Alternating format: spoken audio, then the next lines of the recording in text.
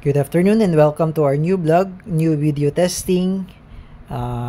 Unit po ni Sir Rodelio. Sir Rodelio, shoutout sa inyo dyan, sir. This is your unit, the Crossman 2240 airgun pistol. Pellet type, pellet version, caliber 22 pellets. Okay, so again, shoutout po kay Sir Rodelio. Sir, welcome to 5th generation hobby shop. Okay. So, this is the box of the unit, Crossman 2240. Yan. So, isa-isahin muna natin yung mga package at additional order ni Sir Delio. Okay? So, ito pong Crossman 2240 ay meron pong, sa package po, ay meron pong kasamang 5 CO2. Okay? 5 CO2 cartridge. Ito po yung 12G. Ito po yung kanyang propellant. Okay? And then, nahulog CO2. Okay? And then, meron din po siyang kasamang bala. Okay? Ito po yung pellets. Yan. Airgun pellets. Jumbo Jabolo. Yan. GSB Match Jabolo. Made in Czech Republic. Okay? Imported pellets. So, ito po ay flathead. Okay? Iyan po ang .22 caliber pellets. Okay, flathead po siya. Okay? Meron din po kasing iba-ibang size, iba't ibang klase ng pellets. Merong flathead, meron din pong pointed, meron din pong round pellets. Okay? At meron din pong maraming klase ng pellets. Merong 177, merong 22, may .25. Okay, marami po yan. So, ito ay .22 pellets flathead. Okay, by GSB. So, kasama na po ito. Ito po ay 300 shots. Kasama na po sa Crossman 2240. Tsaka yung 5 pirasong CO2. Okay. And bukod dyan, meron na rin po kasamang gun oil. Okay, gun oil po. Ito po yung pinapatak namin doon sa bulb para sa lubrication. Okay? And then, si Sir po ay nag-order ng isa pang lata ng pellets. Okay, Sir Rodelio.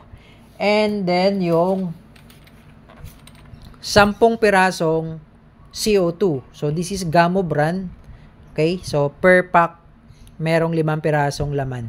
Okay? 10 piraso po. And then, yung hard case. Okay, sir? Yung hard case nyo. Okay? And then, the Crossman 2240. Bolt action, pellet, pistol, CO2 powered airgun. Later on, itetest din natin siya. Doon sa Mega Sardines na lata. Okay? So, this is the unit. Crossman 2240. Yan, bolt action pistol. Yan. So, every time na puputok, load lang ng pellets, lock, then shot. Okay, so this one is naka-safe. Yan. So, naka-safe siya, hindi siya mapipihit. Yan. Ito po yung cross bolt safety kung tawagin. So, yan. Push for safe. So, naka-safe po siya. Ngayon, kung gusto nyo i-fire, ito naman sa kabila. Push for fire. Okay. Yan. So, syempre, dahil wala pa siyang CO2, so, ganun lang yung tunog niya. Okay, then mamaya, lagyan natin siya ng CO2. Okay? Ayan. Crossman 2240 bolt action, caliber 22 pellets. Maganda siya pang hunting. Okay, pero pang short range lang po siya, guys, no? Kasi short barrel. Okay? Siguro mga 15 to 20 meters or 10 to 15 meters, mas accurate siya. Okay? Pang malapitan lang, kumbaga. Okay, and then ito naman mga 5 to 10 siguro, 5 to 10 meters yung accuracy niyan. Okay, so ito naman yung owner's manual. Okay, dalawang owner's manual, magkaibang lingwahe. Okay. Now, lagyan natin siya ng CO2 and pellets. Okay, so ito lang naman po yung mechanism niya. And then, yung kanyang sight po, adjustable po yan, yung kanyang sight. That's elevation po. Adjustable po elevation. Yung sa front naman, fix. Okay, so yun lang naman po yung kanyang sistema. So, madali lamang siya actually gamitin. Okay, so lagyan natin siya ng CO2. But before tayo maglagay ng CO2, maglalagay tayo ng oil dito sa part na to. So, pag bubuksan nyo lang po ito,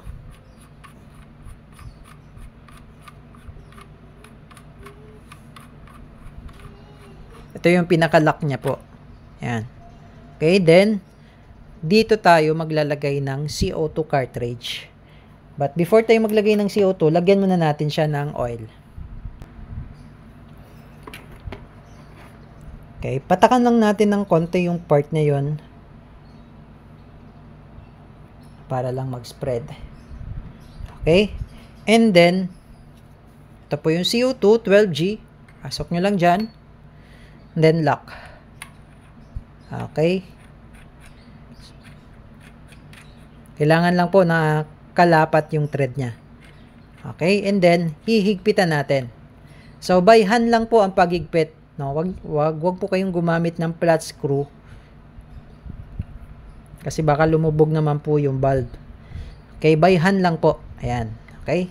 And then try natin kung nabutas na ba yung CO2. Once na nilagay niyo na yung CO2 doon, nabubutas na po yun. So tingnan natin kung wala naman tong bala. Tingnan lang natin kung may butas na ba. Okay, so yun, may butas na siya. Ulitin pa natin. Okay. So yun, totally meron na talaga siyang release. Nung una kasi parang konti pa lang yung butas, tapos yun, na-release na yung CO2. Okay.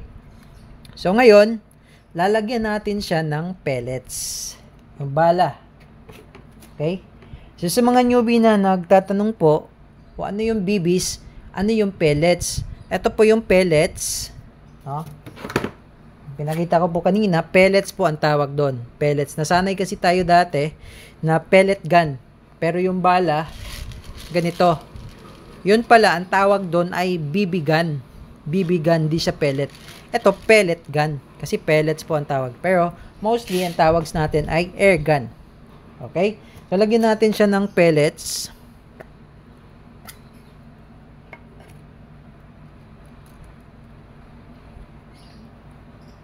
So, single shot bolt action po ito. Okay?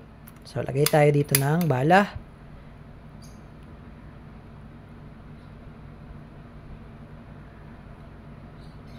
Okay? Isasakto lang natin dun sa butas. And then, lock. Okay? So, ilalagay muna natin sa safe. Okay? So, mag-experiment tayo. Okay? So, itabi lang natin dito. And then, ilalagay natin siya dito sa case.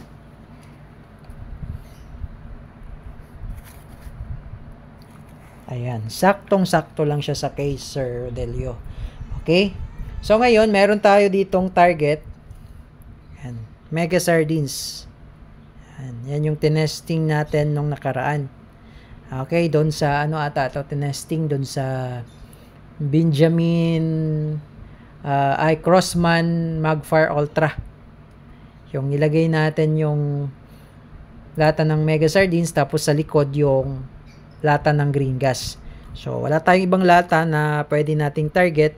So, ito, tatakpan natin yung butas. Tatakpan lang natin yung butas para malaman natin kung saan yung tama. Kailangan takpan natin yung butas. Okay? So, tatakpan lang natin tong part na to. Ayan. Lagyan lang natin ng ganyan. Okay, then, tatakpan din natin yung isang butas. Doon natin malalaman eh. Okay, so yan, may mga takip na po. Yung butas.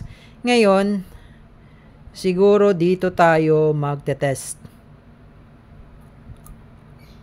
Siguro dito tayo magte-test. Ito sa may merong nutrition packs. Diyan tayo magte-test. Ngayon, bibilugan natin yung testing area. Yan, diyan tayo magte-test. So, wala po yan butas sa likod. Yan, wala pong butas yan. Clear dyan. So, diyan tayo magte-test. Okay, so, lalagyan natin siya ng Okay, oras ngayon, tsaka date. Yan. June 3, 3:12 ng hapon. Okay, June 3, 3:12. Ayan. Okay, June 3, 3:12 ng hapon. Okay, so done natin. For ano lang yan, para talagang ngayon natin siya tines. Okay, 3:12 tsaka June 3 ng hapon. Okay, so ngayon, yan ang ating target. Okay, dahil loaded na yung ating Crossman 2240. Iaayos ko lang yung target natin. Okay, so ito po yung ating target. Nilagyan natin ng date tsaka oras. Yan. Tapos tinakpan natin yung mga butas. Okay, so dito natin patatamaan. Yan, sa part na yan yung binilugan ko. So lalagay lang natin siya dyan. Then lalayo lang tayo. Okay, so tingnan natin, no. Yan, wala po yan butas sa loob. Okay. Yung may butas lang dyan, yung tinakpan natin yan, no. Pero dito sa part na to, walang butas. Yan. Okay. So ilalagay lang natin dyan at lalayo po tayo.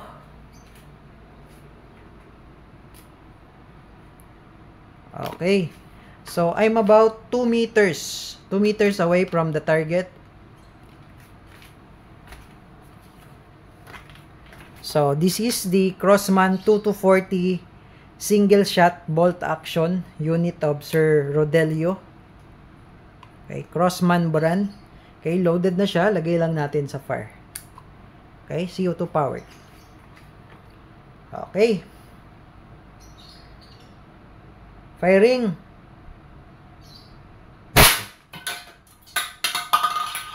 Okay.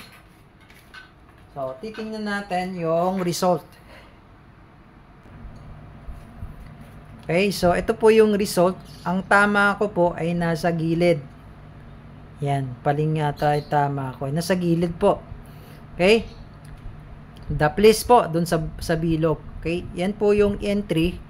Tapos, tumagos po siya. Ayan, tumagos po siya. Ayan. Okay, yan po yung entry and exit. So, tumagos po siya sa Mega Sardines. So, I'm about 2 meters away from the target. Ayan, tumatagos talaga sa lata yung bala ng Crossman 2240. So, siguro mga around 5 to 10, malakas pa rin yan. So, syempre pag malayo na, iba na rin yung impact nun. Iba na rin yung lakas, yung impact. Okay? So, siguro testing pa tayo. Isa pa. So, dito naman, tingnan natin kung tatamaan natin. So, isa pa, lagyan lang natin siya ng bala ulit. So, every time na nakapagpaputok kayo, lagay ulit ng bala. Okay? Then, lock. Kasi bolt action siya, single shot. Okay? So, iayos ko lang dun sa ating target point. Ayan. So, dito natin patatamaan. Okay, testing again. Crossman 2240.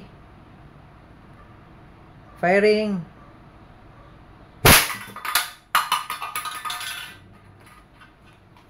Okay, so tingnan natin yung result. Okay, so ito po yung result. Dito pa rin siya tinamaan sa may gilid. So lumaki na yung butas niya. Yan, dalawang butas na yan kaya lumaki. So ngayon dito naman natin test kasi ito matigas po ito eh. Dito sa part na to matigas po. So dito naman natin i-test ngayon. So isa pa. Hindi ko natatamaan yung bullseye.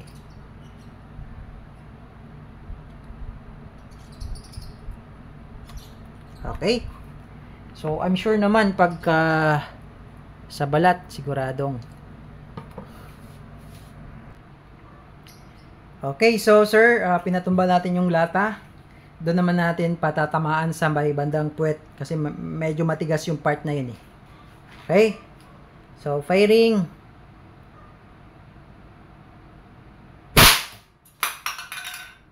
Okay.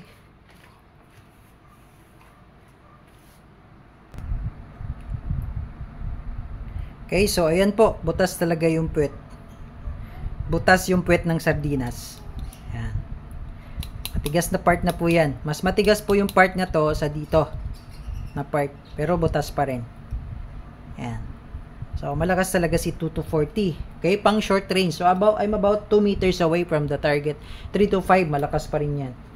Okay, so talagang butas ang lata. Ayan. 2240. Butas ang lata. Okay, so unit ni Sir Rodelio. Sir, okay na po ang inyong unit. Yun pala sir, reminder lang, yung CO2 nito, pag nilagay nyo sa unit, as much as possible, kailangan maubos nyo. Huwag nyo po siyang patagalin ng, like sabihin na nating mga weeks. Kasi talagang maghahanap siya ng labasan. So, po pwedeng hindi na maglapat yung o-ring. So, much better na ubusin yung CO2. Okay? So, Sir Rodelio, okay na po ang iyong unit, sir. The Crossman 2240 single shot bolt action air gun pistol, caliber 22 pellets. Kung may question po, message lang sa aming page, Facebook page, WhatsApp, Viber. At sa mga interested din po sa unit, mag-message lamang po sa aming Facebook page. Direct message po kayo sa aming Facebook page, okay? 5th generation hobby shop. At saka pwede nyo rin po kaming tawagan sa aming contact number, yung Globe tsaka yung Smart na naka-post sa aming mga YouTube channel comment section. Okay? So yun lamang po sir. Thank you and have a nice day.